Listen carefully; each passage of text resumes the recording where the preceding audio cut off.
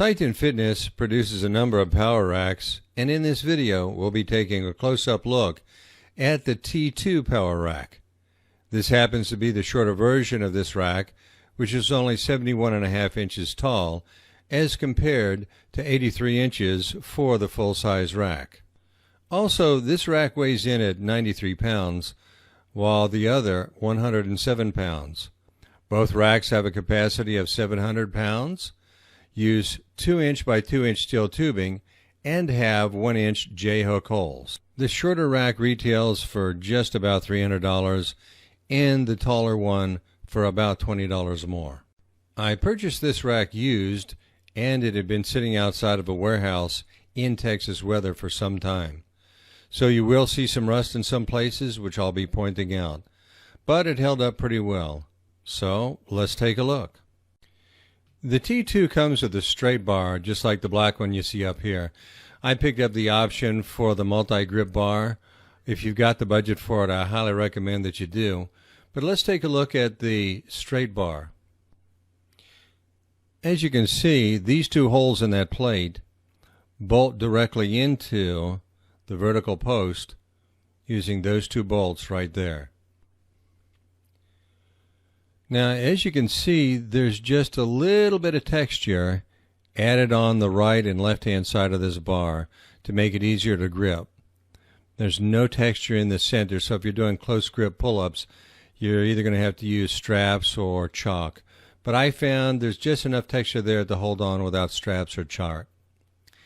And look at the other side, and as I mentioned, there's rust in certain places because this was outside, and again on this side you can see where it bolts into the vertical post.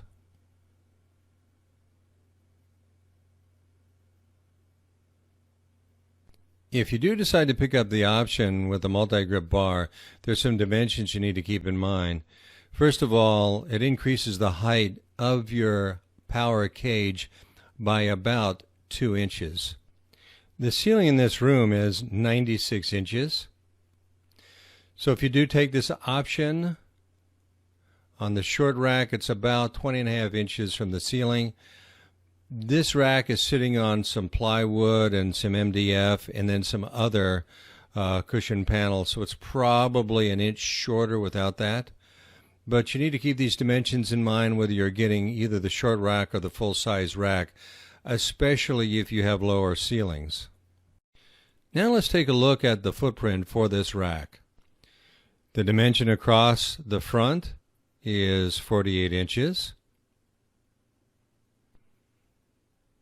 And then the dimensions from front to back is again 48 inches if you put the feet on here. And I'm going to talk about taking these feet off later on in this video.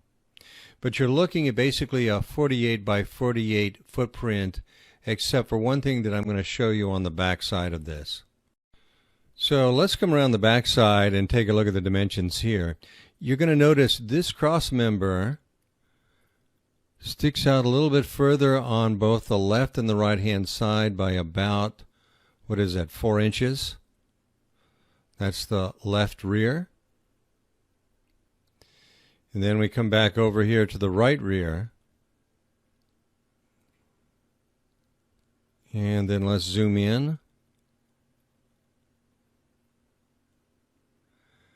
It's right at 56 inches wide in the back, so you need to keep that in mind depending on the amount of space that you have available. You're also going to see these two hollow posts on this side and on the other side. I'll show you in a second. I've got a standard 1-inch bar sticking in there. It's too large for standard plates, but you could use Olympic plates to act as ballast when you're doing pull-ups on this cage. The T2 series power racks are rather shallow, so let's come over here and take a look at this dimension. So from front to back, it's only 26 inches wide. Now, I do all my squats inside this cage, and I find that I have plenty of space to do so. If you're used to working out in a rack that's a little bit deeper, this might seem a little bit tight to begin with, but I've been doing my squats in here for some time, and I have no problems with it. After assembling the rack, I found that it wobbled quite a bit from left to right, and I was concerned that the previous owner had damaged it. So I decided to take a look at how square it was and checked all the different angles and found out it was pretty square. So that didn't seem to be the cause.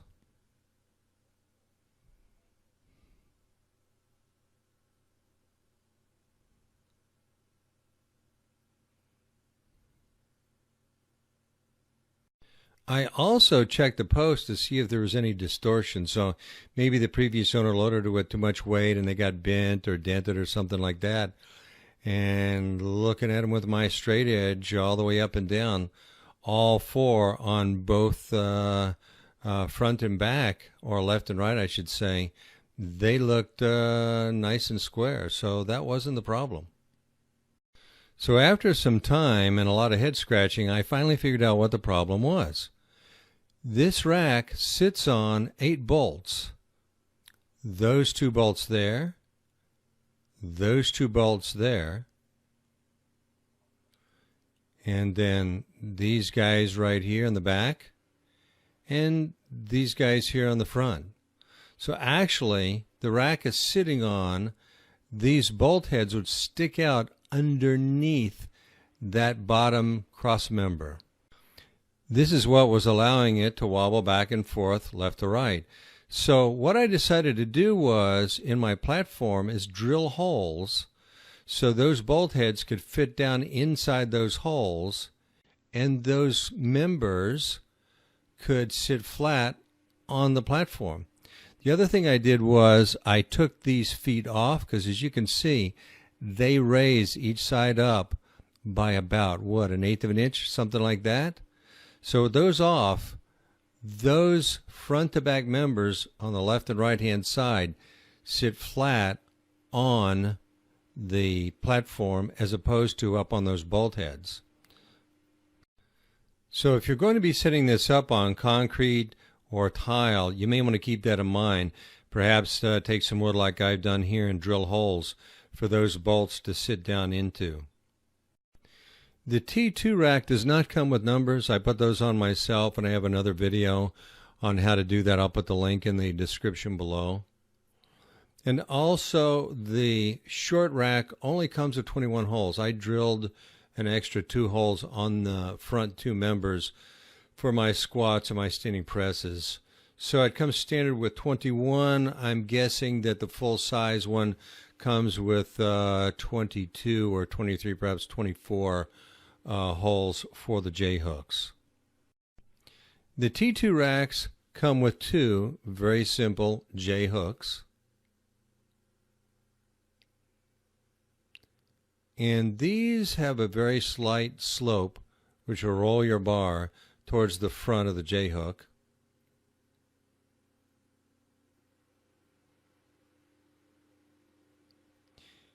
If you've got the budget, I strongly recommend that you get a padded J-hook. Makes it much easier taking the bar on and off.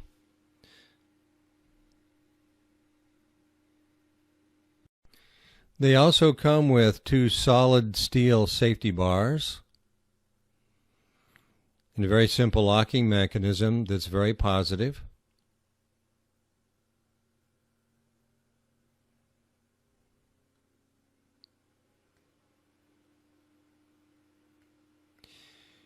And then, because this was outside for a while, you can see a little bit of rust on here.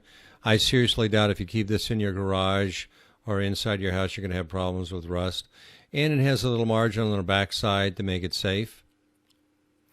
Very easy to move in and out and put into the lock position. Now let's take a look at the paint or the finish. Because I was drilling on this side has a few rough spots. But here on this side, it wasn't laying there. It's nice and smooth and clean.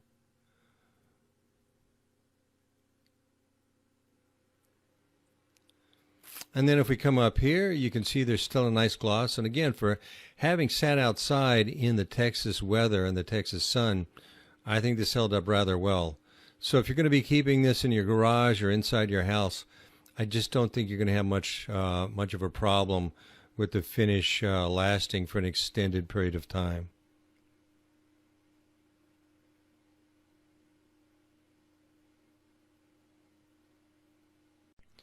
Now let's take a look at some of the welds. I am by no means an expert on welding, but these beads seem to be okay. Again, this rack is rated for 700-pound capacity, and I don't see any reason why these welds wouldn't hold up.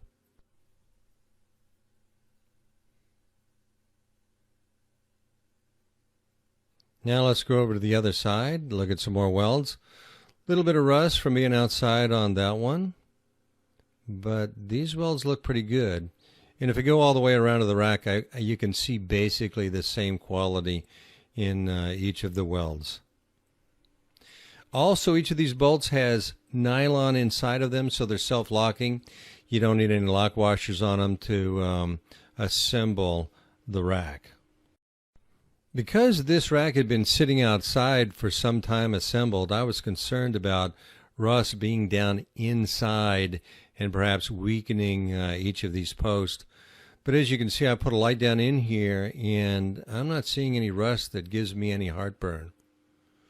So whatever coating they put inside or whatever treatment they put inside this seems to be working pretty well.